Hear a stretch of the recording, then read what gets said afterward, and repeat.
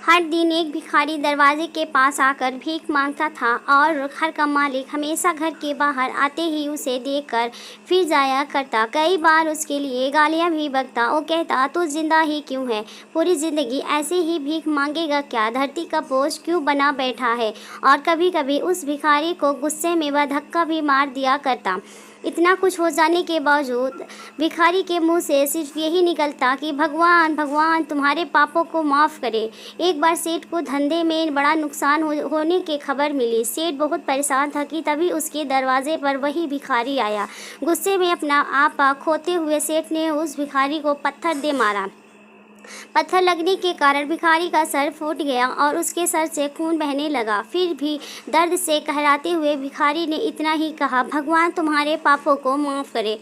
भिखारी वहां से चला गया। सेठ सोच में पड़ गया कि भिखारी को पत्थर मारा, फिर भी उसने सिर्फ प्रार्थना की। सेठ का गुस्सा शांत हुआ। सेठ का मन शांत हुआ। भिखारी का रहस्य जानने के लिए सेठ ने भिखारी का पीछा करना शुरू कर दिया। भिखारी जहाँ जहाँ जाता सेठ उसके पीछे पीछे जाता। सेठ ने देखा कि कोई उसको खाना देता, कोई उसको मारता, कोई अपमानित करता तो कोई गाली देता। लोग भिखारी के साथ चाहे जैसा व्यवहार करते, लेकिन भिखारी सबके लिए एक ही प्रार्थना करता, भगवान तुम्हारे पाप माफ़ करे। अब रात होने को आई थी। भिखारी अपने घर जाने के लिए लौटा। वो अपने घर पहुंच गया, लेकिन सेठ अब भी उसका पीछा कर ही रहा था। एक पुरानी टूटी हुई खटिया पर एक बूढ़ी औरत लेटी हुई थी। काफ़ी कमज़ोर और बीमार लग रही थी। वह भिखारी की पत्नी थी। अपने पति को वापस आता देख वह खाट से उठ खड़ी हुई। पत्नी ने अपने पति के भीख वाले कटोरे में देखा, उसमें सिर्फ आधी बासी रोटी थी। उसे देखकर वह बोली, आज बस इतना ही मिला, और हाँ, आपके सिर में खून निकल रहा है, ये चोट कैसी लगी?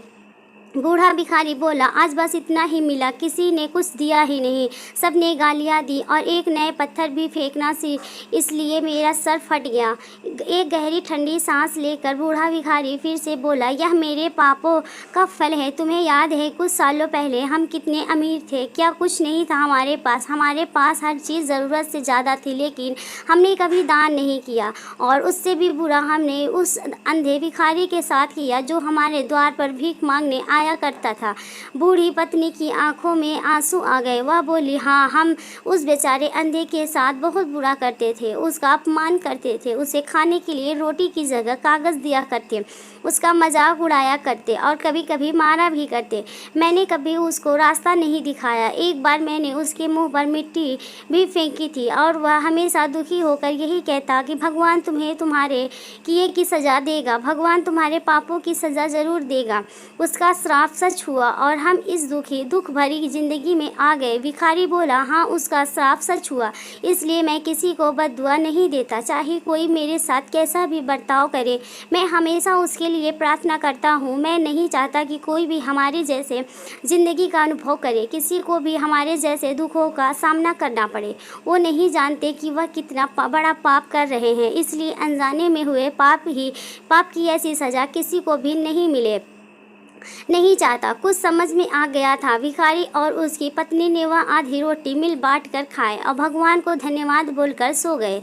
अगले दिन बड़ा भिखारी फिर से भीख मांगने गया। सेठ के घर के पास जाते हैं सेठ ने पहले से गर्म रोटी या उसके लिए निकाल कर रखी थी। उसे देते हुए सेठ विनम्रता से बोला, माफ़ कर दीजिए बाबा, उसे बहुत बड़ी गलती हो गई।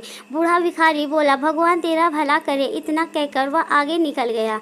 इस कहानी से जो सीख लेने लायक है वह बड़ी ही सिंपल है कि आदमी चाहे किसी के बारे में बुरा कहे या भला करे, लेकिन भगवान सिर्फ कर्म के हिसाब से उसको फल देता है।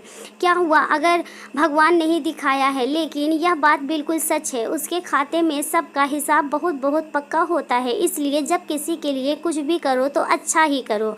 अगर आपको वीडियो अच्छा लगा हो तो लाइक एंड सब्सक्राइब ज़रूर करें और कमेंट